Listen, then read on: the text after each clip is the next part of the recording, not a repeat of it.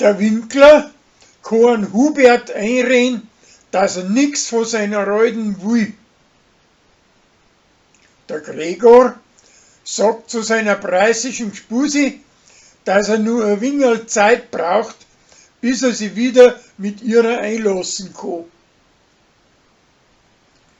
Ein Lorenz, sein Hund, mag bei der Tina nicht in einen Anhänger fürs Fahrradl einsteigen. Bei Michi schon, weil der hat ja am Heimli etwas zu fressen rein da. Der Hubert versteht etwas falsch und glaubt, dass sich der Philipp um einen anderen Posten umschauen möchte.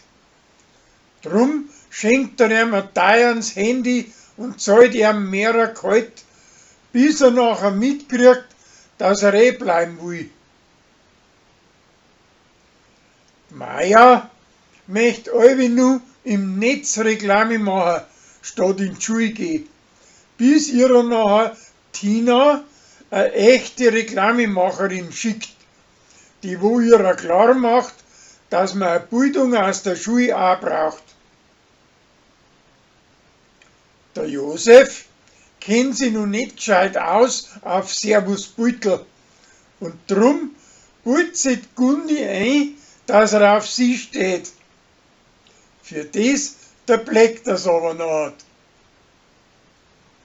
Die Leni und sein Alter möchten sie miteinander einen Film anschauen und jeder soll den anderen mit seinem Vorschlag überraschen und sucht sich deswegen etwas nach den anderen seinen Geschmack aus.